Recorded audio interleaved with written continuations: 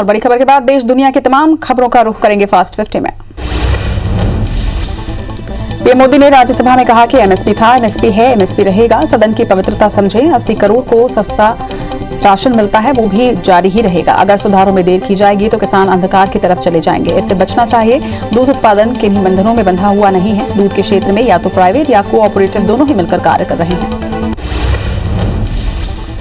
PM ने कहा कि श्रमजीवी बुद्धिजीवी से हम परिचित हैं, लेकिन अब नई बिरादरी आंदोलनजीवी देखा है। वकील, स्टूडेंट, किसी का भी आंदोलन हो उसमें शामिल हो जाते हैं। ये लोग सड़क रोके बिना जी नहीं सकते। देश में कुछ भी हो वो वहां पहुंच जाते हैं, कभी पर्दे के पीछे और कभी फ्रंट पर। ऐसे लोगों को पहचान कर हमें इनसे बचना होगा।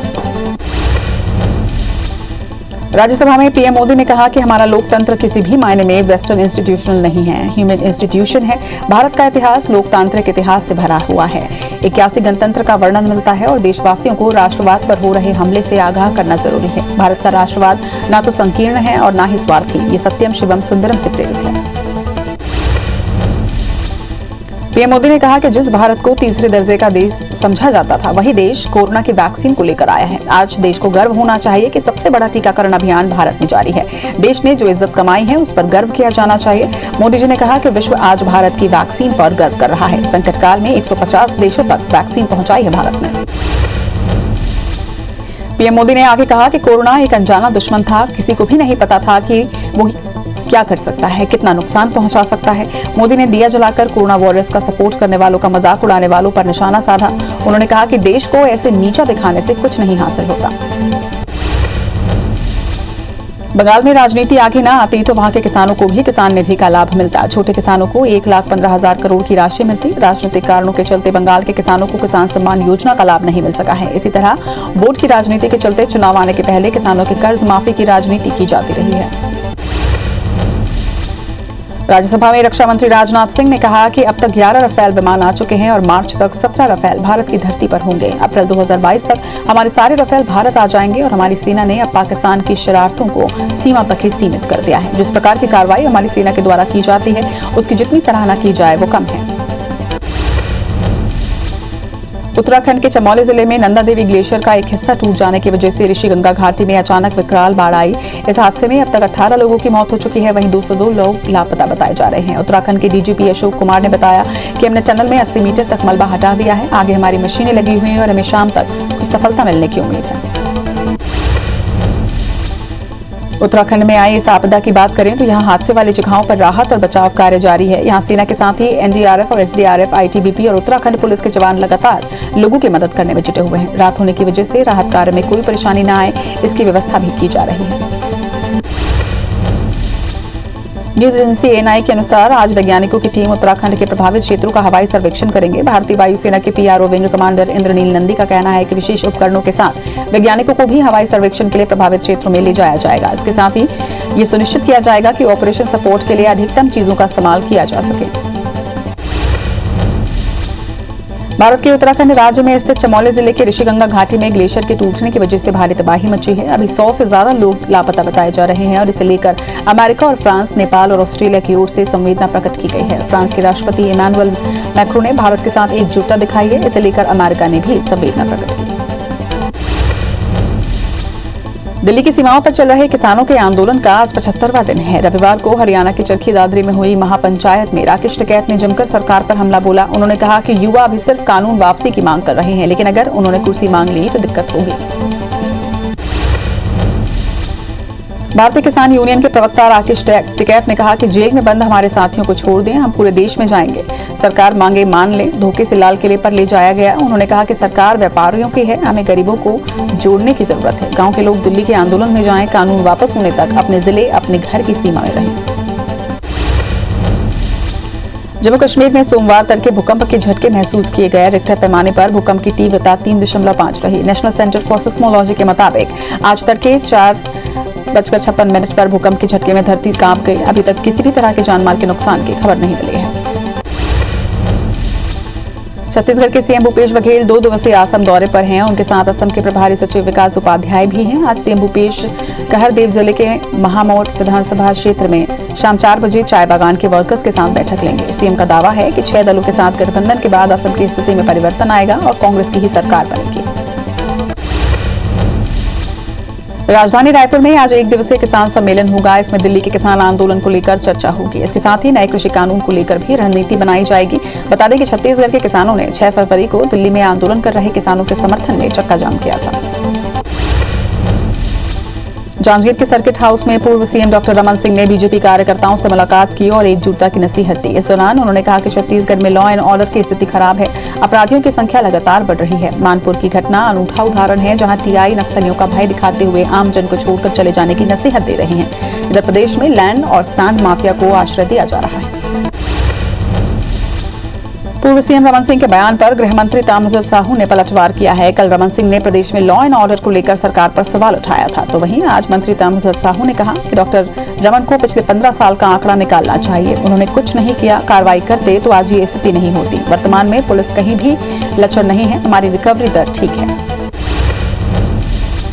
मध्य प्रदेश में लॉ एंड ऑर्डर को लेकर सीएम शिवराज ने एसपी, आईजी और कलेक्टरों की बैठक ली, जहां वीडियो कॉन्फ्रेंसिंग के माध्यम से जिले के आईजी और एसपी शामिल हुए। जहां सीएम ने अधिकारियों को कहा कि जो अच्छा काम करेगा उसकी पीठ थपथपाई जाएगी, जो गलत काम करेगा उसे परिणाम भी भुगतने होंगे। सीएम ने कहा कि प्रदेश में गुम हुए बच्चों की बरामदगी में सराहनीय कार्य हुआ है।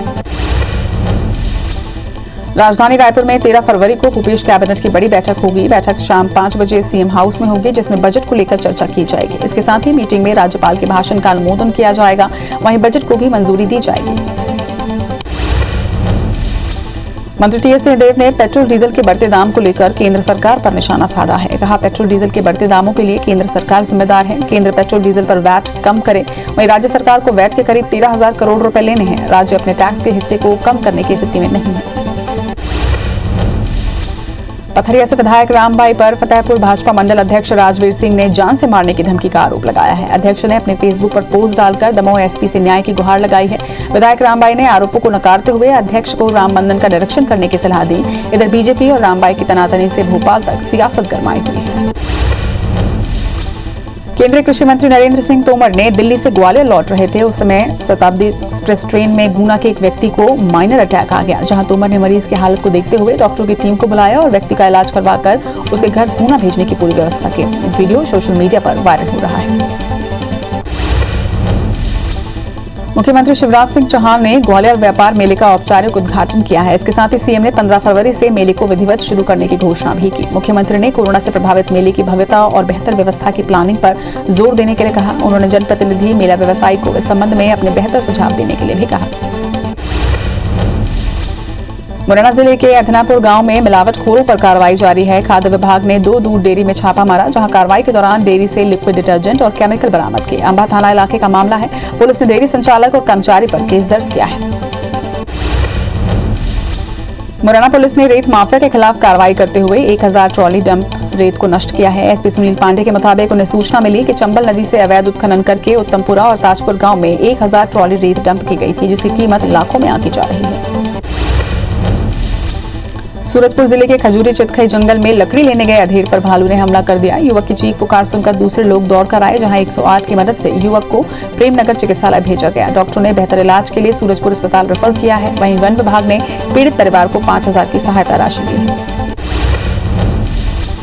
राजधानी रायपुर में ओडीएफ की डबल प्लस रैंकिंग बरकरार रखी है। भारत सरकार ने स्वच्छता सर्वेक्षण रिपोर्ट जारी किया है, जिसमें रायपुर को एक बार फिर ओडीएफ डबल प्लस का रैंक मिला है। बता दें कि ये रैंक मिलने के बाद इसे बरकरार रखना चुनौती होता है, लेकिन रायपुर ने ये चुनौती भी स्वीकार की।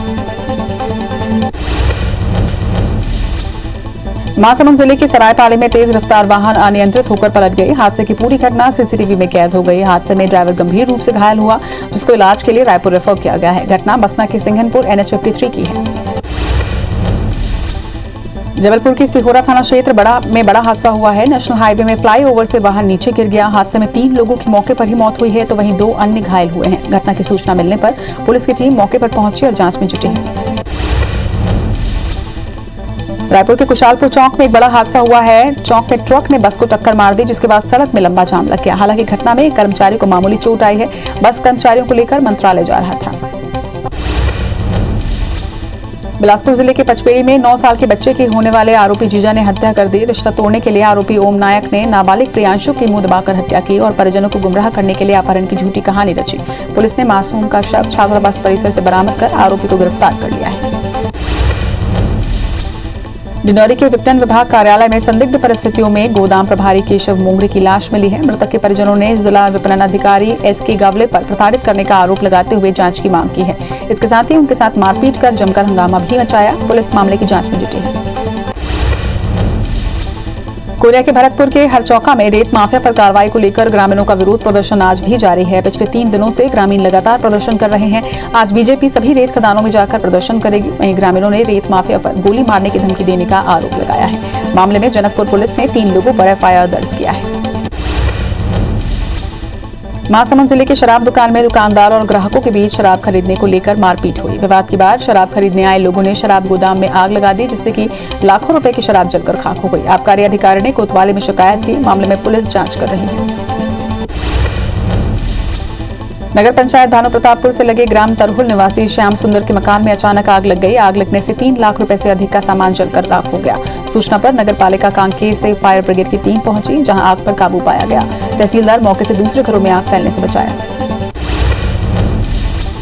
बिलासपुर के तेलीपारा रोड स्थित गजेंद्र प्लाजा में भीषण आग लगने की घटना सामने आई है। घटना की सूचना मिलने पर दमकल की टीम मौके पर पहुंची और आग पर काबू पाया।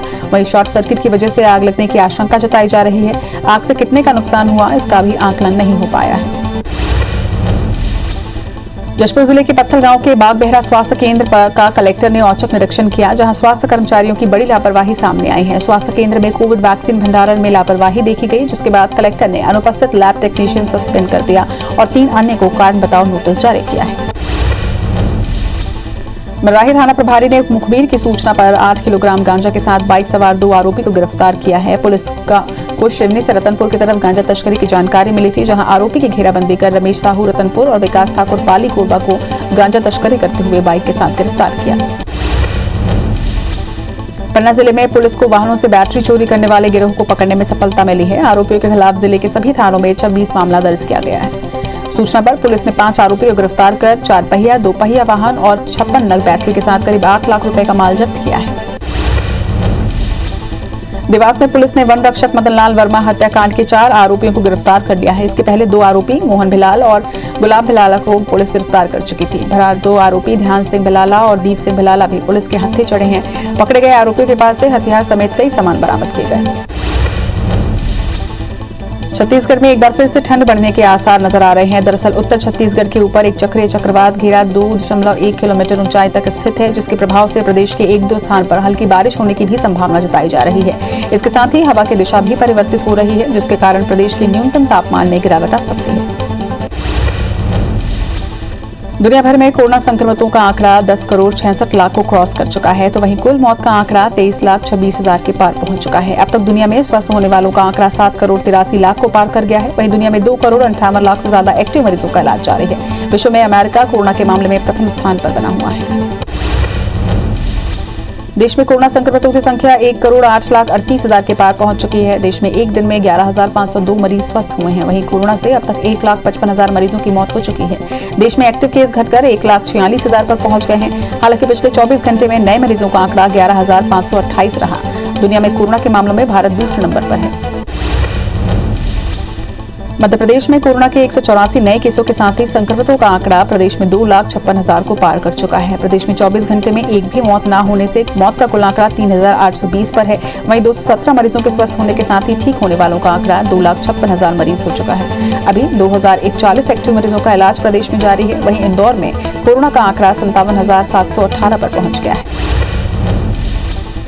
छत्तीसगढ़ में 24 घंटे में कोरोना के 186 नए मरीजों के साथ प्रदेश में कुल आंकड़ा 3,60,000 को पार कर गया है, तो वहीं एक्टिव मरीजों की संख्या 4,290 पर पहुंच गई है। 6 मरीजों की मौत से आंकड़ा 3,741 पर पहुंच गया है। राज्य में मरीजों के डिस्चार्ज होने का आंकड़ा 2,99,000 को पार कर चुका है। वहीं रायपुर में 43, दुर्ग में 53 और बिलासपुर में 17 नए पुष्टि की गई है।